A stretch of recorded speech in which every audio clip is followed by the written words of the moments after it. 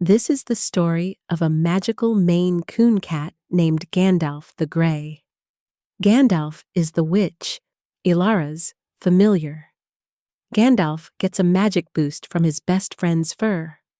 Poppy the dog possesses magical fur that enhances Gandalf's own magic, and Gandalf loves rolling in Poppy's fur even more than catnip. Sit back, get comfortable, and relax. Let's get started. In a cozy cottage nestled at the edge of an ancient whispering forest lived Gandalf the Grey, a Maine Coon of magnificent proportions and even more magnificent silver fur. His eyes, the color of molten gold, often held a glint of ancient wisdom befitting his namesake.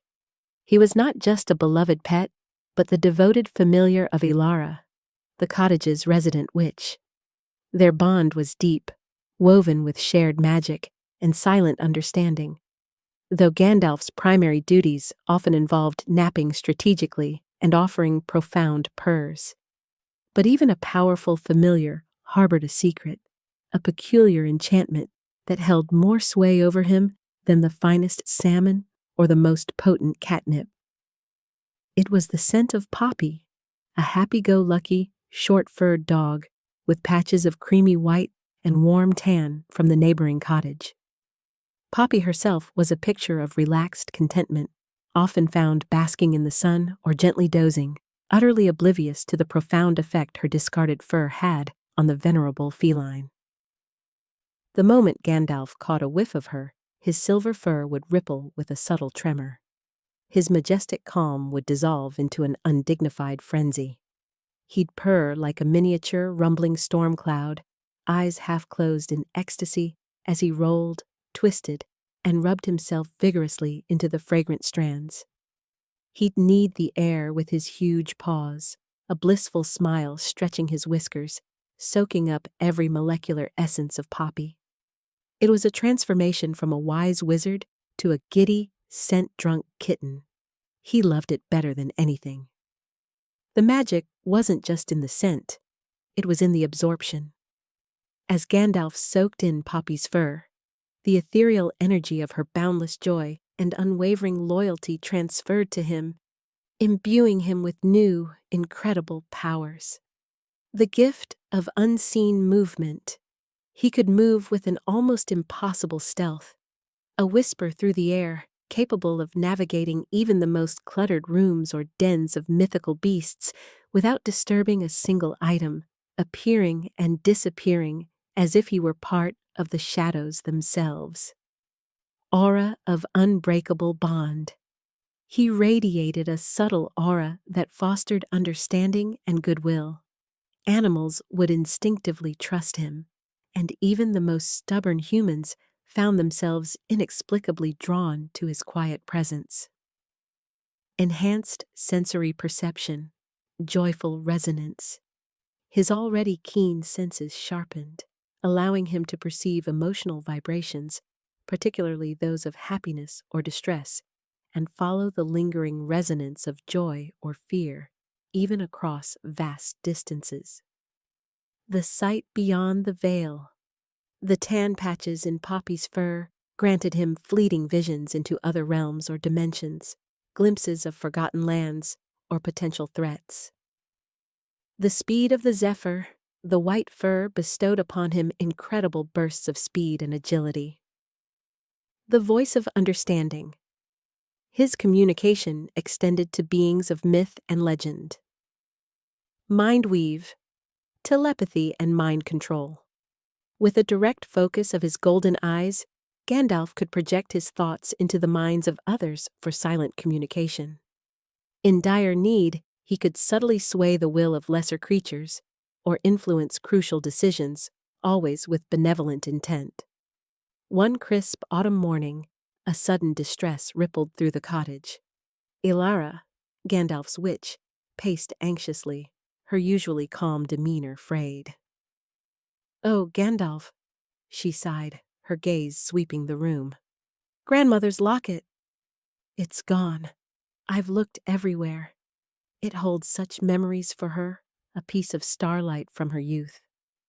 Gandalf, initially curled on his favorite velvet cushion, caught a faint wisp of that familiar, enchanting scent, a stray strand of Poppy's white and tan fur clinging precariously to the leg of a nearby chair. He rose, stretched languidly, then with a graceful dive, rolled into the fragrant fluff. A deep, resonant purr vibrated through the cottage, a sound so profound it almost shimmered the air. Ilara watched, a small, knowing smile touching her lips. She understood Gandalf's rituals. As he stood, golden eyes now gleaming with renewed focus, the faintest joyful resonance of the locket whispered to his enhanced sensory perception.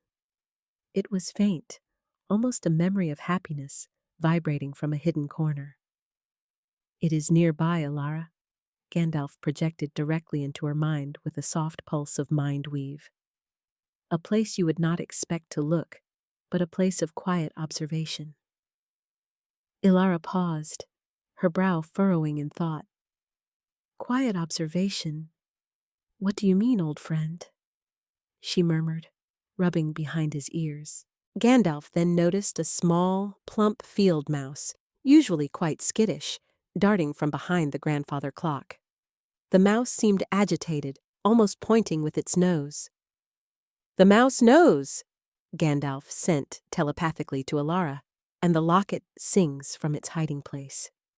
The mouse, emboldened by Gandalf's aura of unbreakable bond, gave a tiny squeak and scurried back to the clock. Gandalf followed, his movements now infused with the gift of unseen movement. He became a silver shadow, flowing silently, not a single claw click on the wooden floorboards. He slipped behind the heavy clock, a space usually too confined for even Ilara to peer into easily. There, nestled in a forgotten dust bunny, lay the tiny silver locket, its surface faintly reflecting the morning light filtering through the window.